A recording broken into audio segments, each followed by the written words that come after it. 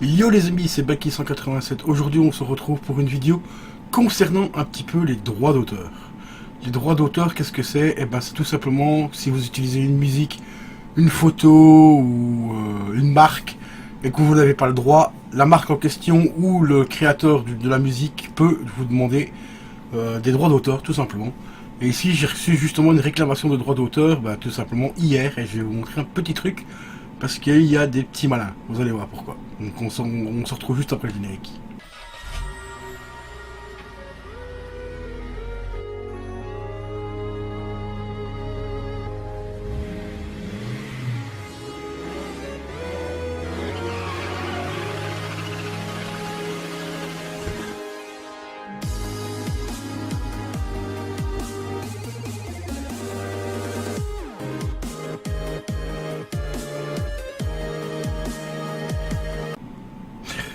Donc voilà, comme je le disais, hier j'avais fait un live.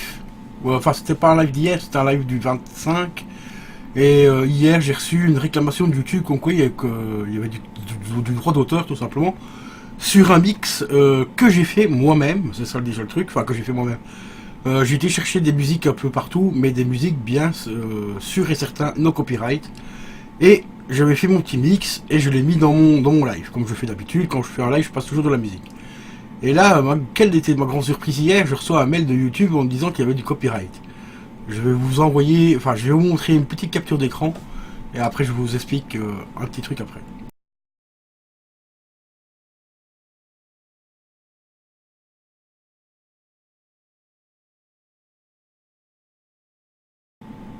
Voilà, comme vous le voyez, c'est tout simplement marqué réclamation pour atteinte au droit d'auteur. La réclamation ci-dessous concerne la vidéo, donc il vous donne le titre de la vidéo. Ici c'est un live, donc c'était live gaming PS2, enfin PS3, PS2, HDMI. Donc c'était bien le live en fait du 26. Bon enfin bref. Titre de la vidéo, donc le titre de la vidéo il vous redonne encore une fois votre nom de live ou votre nom de la vidéo tout simplement. Contenu protégé par droit d'auteur, no copyright, musique. C'est ça déjà bien qui est déjà très drôle, hein. C'est marqué déjà dans le titre que j'ai mis. No copyright music last summer, summer. Et ça a été revendiqué par, écoutez bien, retenez bien ce nom les gars, Visio Music. Voilà, Visio Music, retenez très bien ce nom, parce que je vais vous montrer quelque chose après.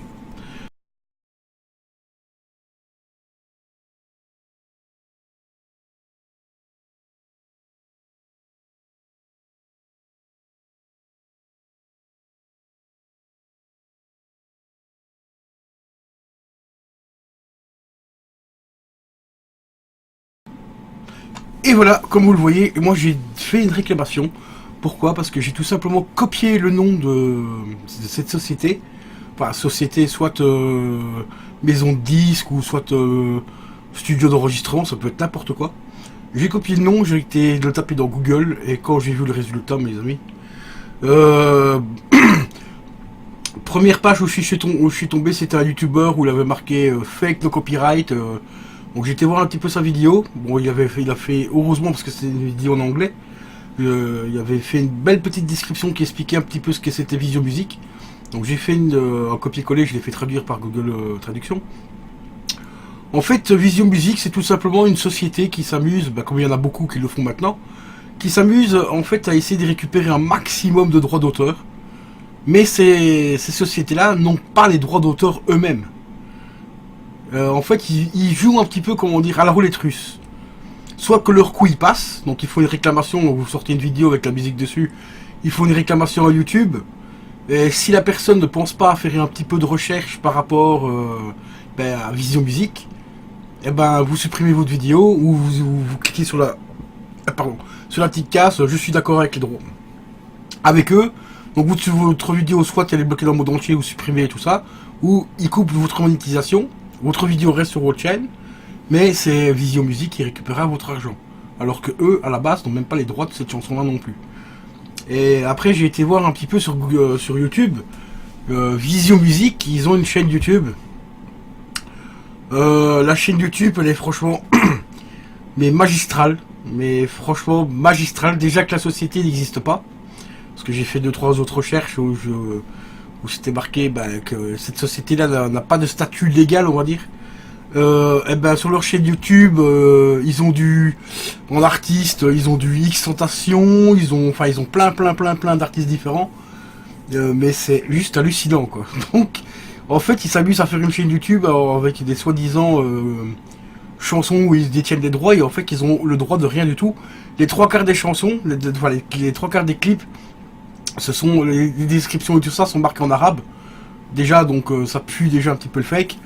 Et puis voilà, donc ici, en fait, YouTube me dit tout simplement parce que j'ai fait des réclamations, donc.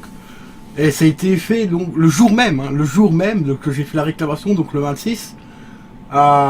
J'ai fait la réclamation j'ai reçu la réclamation à 19h14, comme vous allez voir sur la capture d'écran. Et j'ai fait la réclamation vers 19h30 à peu près. Et là, le 26 du 4, donc à 22h53, alors que normalement, ça pouvait durer jusqu'au 26 mai pour avoir une réponse. Donc là, le jour même, apparemment, YouTube a été contacté par ce fameux Vision Music. Bonne nouvelle, après examination de votre contestation, Vision Music a décidé de retirer la réclamation pour atteinte au droit d'auteur concernant votre vidéo YouTube. Voilà, tout simplement. Quand vous faites une réclamation sur YouTube, si vous ramassez un droit d'auteur, vous avez toujours le nom à qui appartient le nom de la société et le nom de la personne qui revendique les droits d'auteur. Vous faites un copier-coller, vous faites 2-3 recherches. Si vous voyez que ça pue un petit peu le schmilblick, un petit peu le caca, n'hésitez pas à faire une réclamation. Après, ça peut arriver qu'ils ont réellement les droits. Mais c'est... Voilà. Ici, c'était pas le cas. Moi, j'ai fait 2-3 recherches. En moins de 10 minutes, j'ai trouvé que c'était une société complètement fake. Mais ce qui est encore plus marrant, c'est que dans YouTube, vous demande... 2-3 explications par rapport au fait pourquoi vous faites une réclamation. Donc ils vous disent est-ce que vous êtes réellement sûr d'avoir les droits d'auteur sur le truc. Vous avez 2-3 choix de réponse, vous cliquez, et puis après vous avez une petite carré, un tireton qui vous explique, qui vous demande de mettre une description pour vous justifier. J'ai tout simplement marqué no copyright, musique no copyright. C'est marqué dans le titre dans le titre de la musique en plus. Et ici, comme je travaille avec un ami qui a un studio d'enregistrement, j'ai un de mes amis qui m'avait donné c'est une sorte de Shazam, mais beaucoup mieux que Shazam, beaucoup plus précis. Et grâce à ça, en fait, je peux scanner n'importe quelle chanson. Et s'il y a le moindre petit droit d'auteur dessus, j'ai automatiquement la référence. Il m'indique automatiquement la référence. Soit que ça peut être par exemple des petits artistes qui se lancent dans la musique mais qui ont des petits labels, ce logiciel là aussi vous permet de repérer des petits labels et tout, parce que j'ai déjà reçu des samples. D'ailleurs, un autre exemple, je vais vous donner un exemple encore plus choquant. Tout le monde connaît le site Panzoid, pour aller chercher des intros sur YouTube et tout. Un jour j'ai été en chercher une. Bon, j'ai pas payé, on a toujours un petit une petite présentation de 5 à 10 secondes qui vous montre un petit peu comment l'intro est avant de l'acheter. J'ai copié cette intro avec un logiciel, capture d'écran et tout ça, quoi. Je fais un petit montage avec, parce que le restant de l'intro m'intéressait pas, donc moi il fallait juste que le début.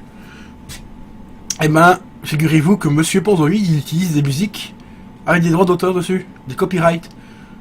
Voilà, tout simplement. Donc moi je lui ai fait carrément une réclamation en lui disant votre intro là, la musique est copyrightée, quoi. Et voilà. Et je sais plus exactement combien de temps après, mais je crois que ça a pris quand même pas mal de semaines. Je suis retourné sur le site et comme par hasard, son intro a disparu. Voilà, tout simplement.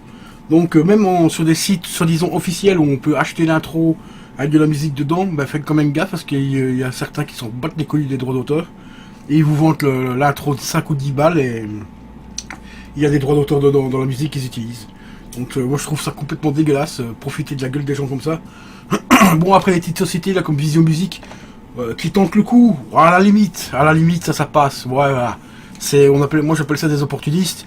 Ils se disent ouais, peut-être qu'il y a peut-être moyen de choper un petit peu d'argent là. Bon, ils testent, ils tentent le coup, mais ils réclament, ils nous empêchent pas, ils nous ont pas réclamé de l'argent en échange. Que par contre Panzoid, eux c'est 10 balles l'intro et dans l'intro la musique elle est copyrightée. Enfin voilà, donc c'est pour ça il faut toujours faire des petites recherches. Moi ici, bah, ça a été vite réglé. Hein.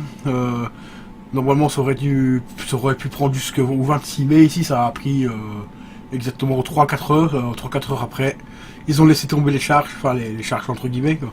Leur réclamation pour droit d'auteur. Parce qu'en fait ils se sont rendus compte que je savais très bien que c'était une société fake. Et ils n'ont pas voulu pousser un peu trop loin, parce que là ils savent très bien que s'ils poussent trop loin, YouTube peut tout simplement se retourner contre eux pour demande de fausses réclamations, enfin pour faire des demandes pour des faux droits d'auteur, parce qu'ils n'ont tout simplement pas les droits d'auteur. Donc voilà. Donc faites très attention à ça les gars, si vous avez des copyrights et tout. Faites des petites recherches. Donc les gens, voilà, je vais donner 2-3 petites astuces pour les recherches. Copiez le nom donc de l'ayant droit, donc la personne qui vous font la réclamation pour droit d'auteur, vous copiez son nom, vous le tapez dans Facebook, première chose, voir s'ils ont une page Facebook officielle ou pas. Vous le copiez aussi sur YouTube, voir s'ils ont une chaîne YouTube ou pas. Et vous le copiez aussi sur Google, voilà, et vous faites des recherches par rapport à ça déjà. Et voilà, ça c'est les 3 recherches déjà de base que vous pouvez faire. Moi ici à l'Ulysse Musique, eh ben, j'ai tapé tout simplement directement sur Google pour la première fois. Je suis tombé sur 2-3 articles qui disaient que déjà un petit peu que c'était du fake éventuellement et tout. Pour vérifier ça un peu plus correctement, j'ai tapé leur nom sur YouTube. Alors quand j'ai vu leur chaîne YouTube, ben là j'ai compris direct, hein, voilà quoi, on va dire ça m'a sauté aux yeux, donc là du coup j'ai fait la réclamation et ça a marché, comme vous voyez, ils ont retiré leur putain de réclamation, donc du coup ma vidéo n'est pas bloquée et est de nouveau monétisée, donc voilà quoi. Enfin voilà, donc faites très attention par rapport à ça, parce qu'il y a vraiment des petits malins qui profitent de tout et n'importe quoi pour gagner de l'argent. C'était Balky187, je vous dis à la prochaine, ciao ciao. Lâchez un pouce bleu, lâchez un pouce bleu, lâchez un pouce bleu.